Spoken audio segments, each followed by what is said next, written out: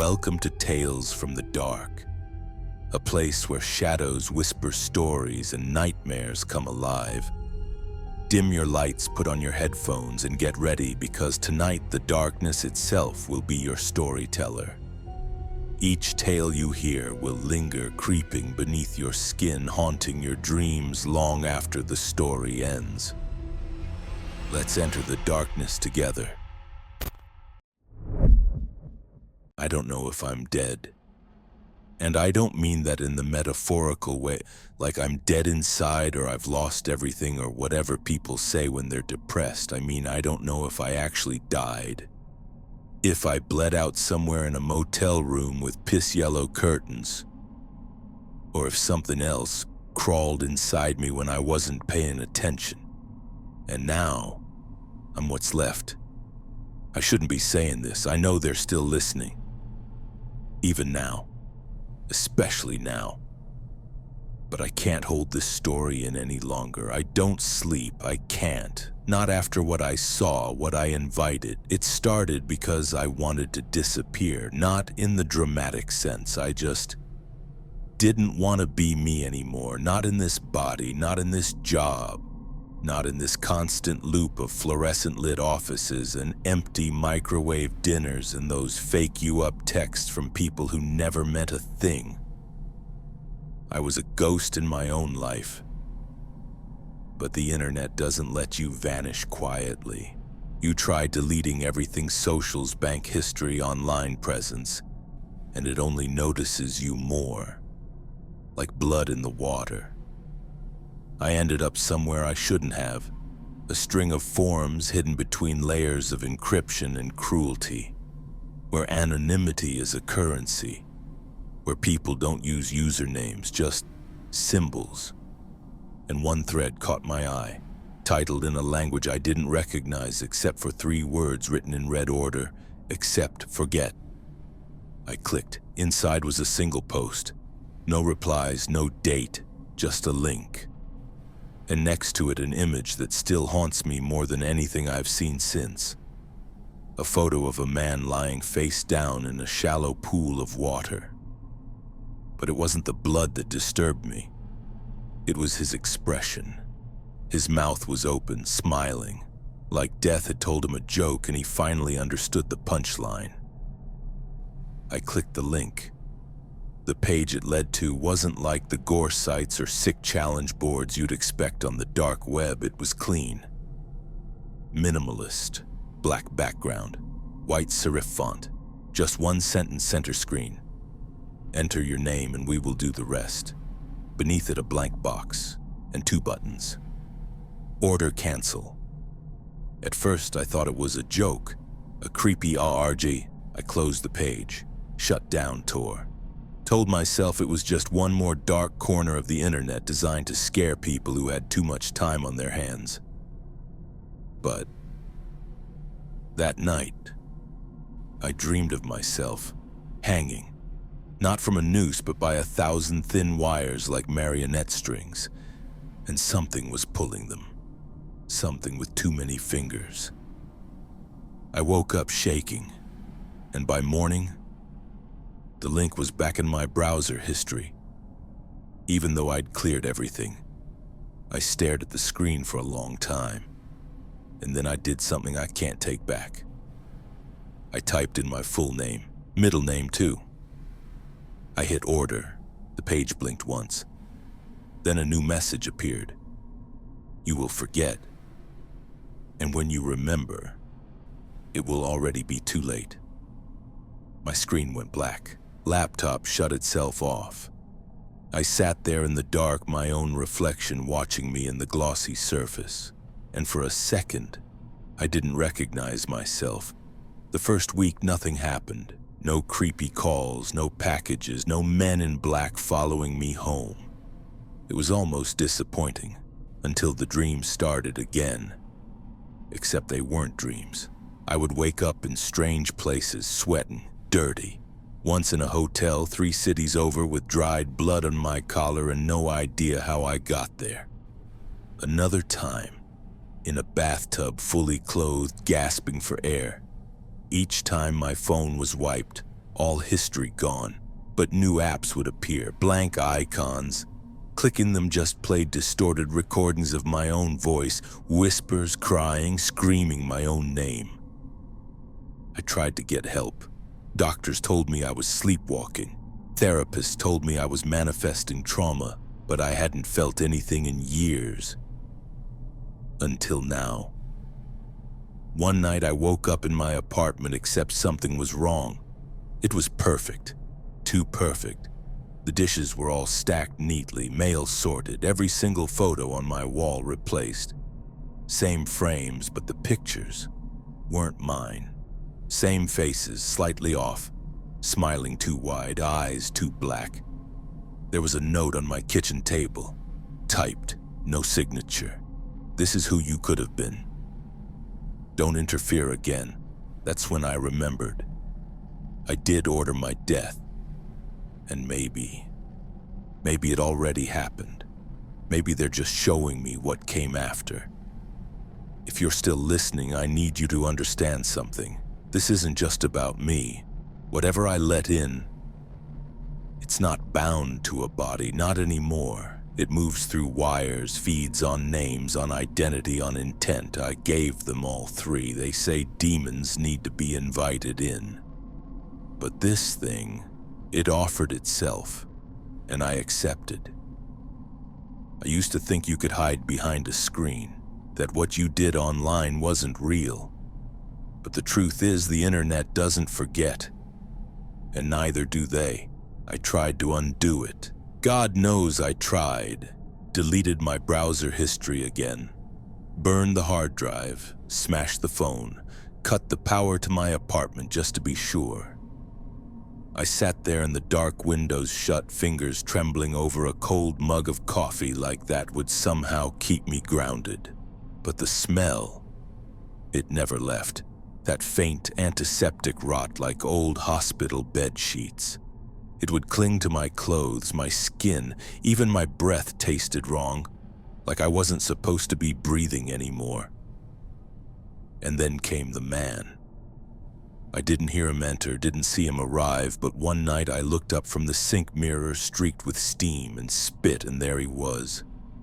Standing behind me, not a shadow, not a hallucination. He was real. He didn't speak, just stood there.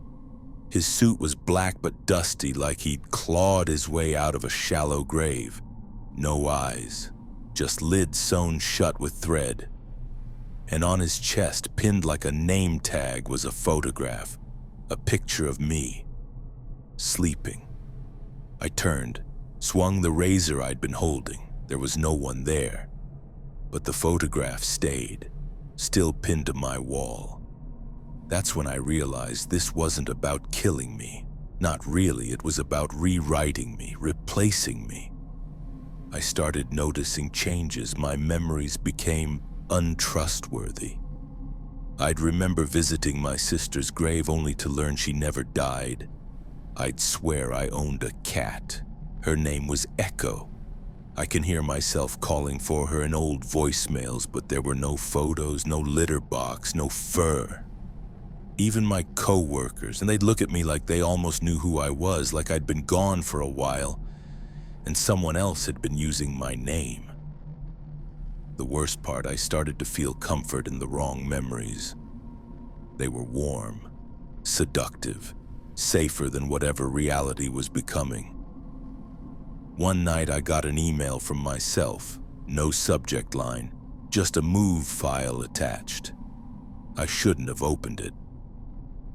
It started with static, then a shaky handheld shot of someone standing at my apartment door. Camera zooms in on the lock. Click. Door opens. Footsteps echo down the hall. Then I see myself, sleeping. Exactly the way I was that night. The camera gets closer, breathing gets heavier, and just before the clip ends, the camera tilts up and shows my face, smiling. I threw up for an hour, not from fear, from recognition. Because the smile in that video, it wasn't just mine. It was the same expression from that first image I saw on the dark web. That twisted, open-mouthed grin like death had whispered the punchline again. I moved cities, changed my name, didn't tell anyone, not even my mother. I thought I could outrun it, but the thing is, it wasn't chasing me, it was already inside. I started hearing things in the white noise, TV static, wind against the window, the hum of power lines outside, voices, always whispering the same thing. We remember you. One night I cut the power completely, unplugged everything. I sat in the silence for what felt like hours, finally calm, until my phone buzzed, even though it had no battery. A new notification. Death confirmed. Memories synced. I screamed, smashed it against the floor, but it kept ringing. And then I started seeing her. At first just in dreams. A woman with no mouth, her face scarred, smeared like melted wax. She'd stand at the foot of my bed, bleeding from her eyes, holding out a mirror. I never looked into it, not until the last time. When I did, I saw myself. But not quite, too pale, too smooth, too still, like I'd been preserved or embalmed. And behind me, her, smiling but not with lips, with cracks. Cracks that split her face like glass, revealing teeth inside her skull. She started appearing in reflections. Glass, water, even the glint of a knife, and every time the mirror whispered back what I was thinking before I said it. Like it knew me, because it was me. I remember the night I broke. It was raining, late. I hadn't slept in 3 days. I was walking down an alley near the back of a gas station trying to clear my head, and I saw it again.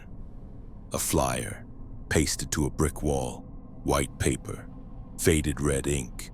No title, just 3 words: order, accept, forget, and beneath it, my name, in bold, with today's date.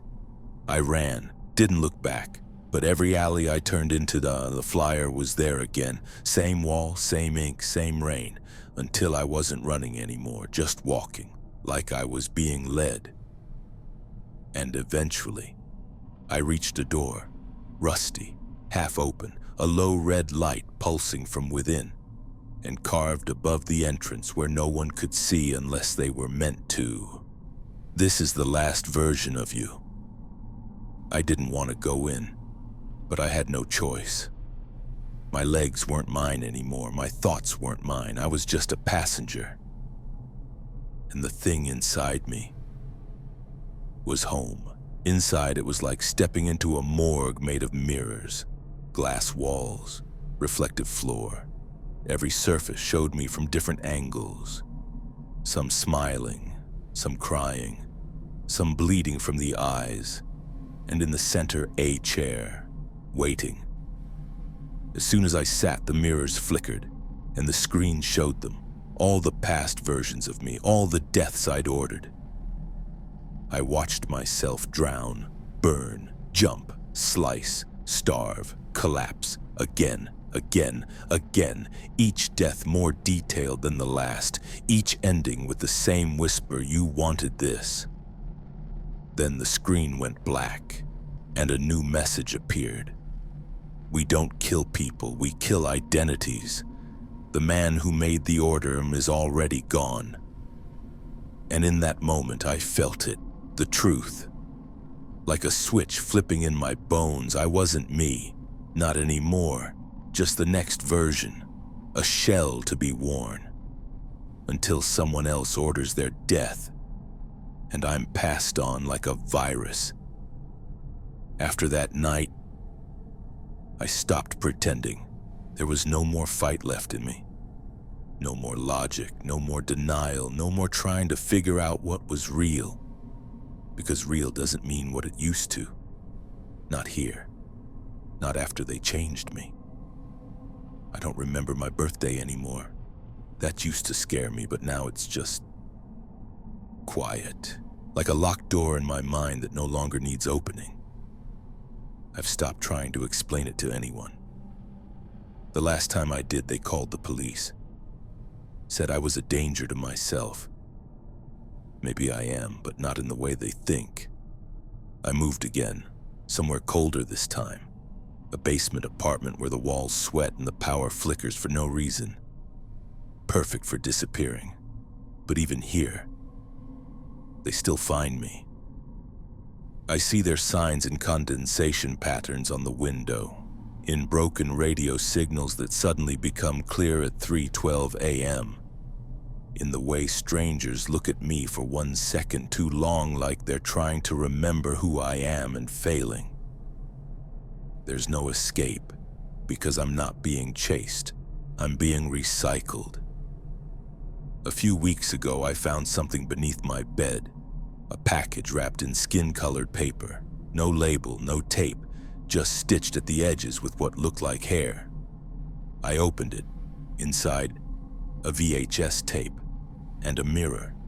The mirror was fogged even though the room wasn't. And the tape had no markings, just the faint scent of salt and rust. I don't have a player. I never did. But somehow that night, I watched it anyway. It played in my dreams. Static first, then grainy footage of me, younger, smiling, a version of myself I barely recognized. Then, it glitched, and I was watching from inside the camera, following myself, watching me walk into rooms I didn't remember, talking to people with no faces. And then the final shot, me on a table, eyes wide, skin peeled, but still breathing. Something was behind me, a shape impossibly tall, impossibly still, whispering through a mouth it didn't have. Its voice sounded like a dial-up connection, a machine screaming through broken teeth. And then the screen went black, but I could still hear it, repeating the same thing over and over. You are version 37.3 version, not person, not soul, just an iteration. That was the moment everything clicked. They weren't killing me. They were updating me. Every time I tried to die, and then every time I spiraled or cut ties or forgot who I was, they just reinstalled me, like corrupted software. A patch on top of a patch on top of a patch. And now I can feel them, in the static between my thoughts, in the glitches of memory where things don't line up, in the moment just before I speak when another version of me tries to come through instead. They're all still inside, and I think I'm just the foreground process. The active session. I went back to the dark web, I don't know why. Curiosity, desperation. Maybe I thought if I could trace the source, revoke the order, I could go back to who I was. But the thread was gone, all of it. Wiped clean. No cache, no backups, no record, except for one new message in my inbox sent from me. Subject line: read termination request. Body, your death has been processed. You are no longer eligible for reversal. Do not attempt to self-identify. Versions must not recognize themselves. Sincerely, root memory execution thread. 22 cleanup handler. That last line hit me like a seizure because I've seen that phrase before. Etched into the back of my bathroom mirror. Written in soap the morning after a blackout. I thought it was a dream. Just some sleep-deprived hallucination. But it's a rule I've broken because now I do recognize myself, or what's left of me. And that's when things started to fall apart. Mirrors don't work anymore, they reflect, sure. But not me. Other people, other faces, some smiling, some mouthing words I can't hear. Sometimes I see rooms I've never been in, cities I've never visited, deaths I haven't yet lived. It's like every time I blink I switch tracks, one version to the next, and it's getting harder to know which one is real. I went to a doctor, last one I'll ever see. I told him everything. He smiled politely, listened, took notes, and then asked me to lie down for a scan. I don't remember what happened next, but I woke up with bandages on the back of my skull, no pain, just a gap, and a business card in my pocket, no name, just a phone number, and beneath it, welcome user. Synchronization in progress. I never called. But now when I sleep, I see them, all the others, the versions I've been. They stand in a circle, all wearing my face, all twitching, out of sync, like they're buffering. They don't speak, just point at me. And when I wake up, there's always blood on the floor, not mine, but fresh. Warm. Last night I saw something worse. I was watching a random video online, just background noise, an old TV show I used to love, and right in the middle of the frame, for just 1 second, I saw me. Not the actor, not an extra. Me. Same shirt I was wearing, same expression, staring directly into the camera, into me. And just before the shot cut, I raised a finger to my lips and whispered, "Shh." He's watching, so now I live like a virus. No real name, no attachments, a burner phone, a cash-only lifestyle, fake documents and blank stares. Because I don't know who's watching through my eyes anymore or who else they've replaced. Sometimes I wonder if this is all a test, if ordering my own death was just the application and passing it was the worst mistake I've ever made. I stopped counting the days. Time isn't real when you're a ghost in your own skin. When you see your face in places, it shouldn't be news clips, missing persons reports, driver's licenses that don't belong to you. One night I watched a live stream. It wasn't on any platform I recognized, just a blank page with a blinking red dot in the corner. No comments, no likes, no way to turn it off. And on screen, me, sleeping. Except I wasn't. I was awake in that moment, in a motel 2 states over.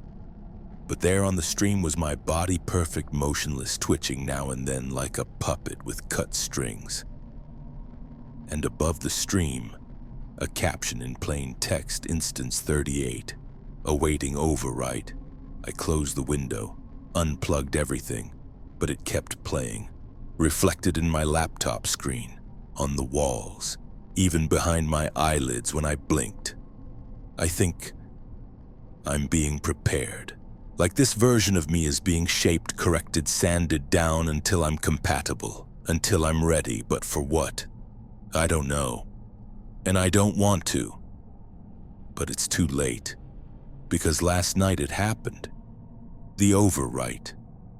I felt it in my sleep, like a wet cloth pressed over my soul. Like something large and old was pulling my body from the inside, searching for purchase, for command, for symmetry. I woke up standing, hands at my sides, heart not beating the way it should, and across from me in the mirror wasn't me. It looked like me, sounded like me, but it didn't blink. It tilted, it watched, and slowly it began to mimic, every movement a half-second late, until I moved my hand and it didn't. That's when I knew. I wasn't the original anymore. I began to lose access to my own thoughts. Like someone else was typing over my words mid-sentence. I'd think about running and my legs would sit still. I'd scream inside my head and the voice that echoed back wasn't mine. It was lower, calm, final. And then, the dream stopped. Not because I was at peace, but because there was nothing left to dream about. Just blankness.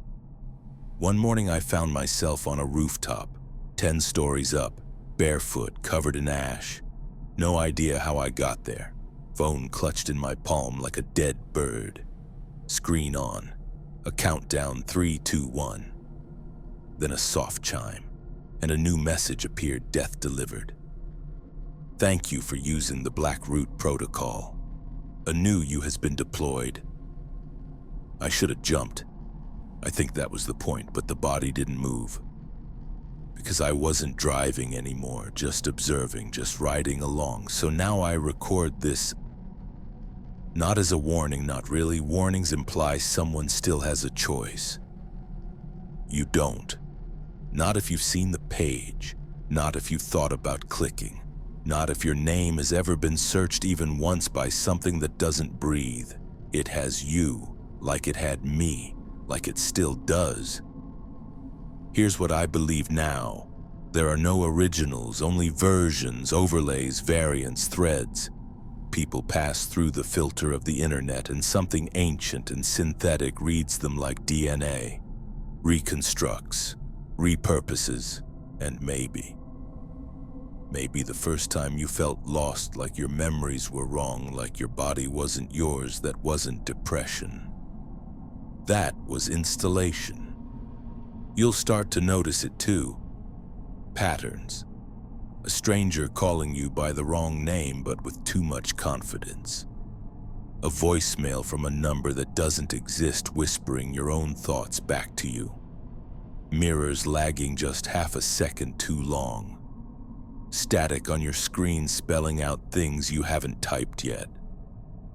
And when it happens, when the overwrite begins, you'll feel a splitting, like a zipper down your spine, like another you stepping out, and it will watch until the final moment, when you blink, and it doesn't. I leave you with this: if you ever find a website that offers to let you order your own death, don't click it. Not because it's fake, but because it's already waiting. And the moment you open the page, you've already been marked.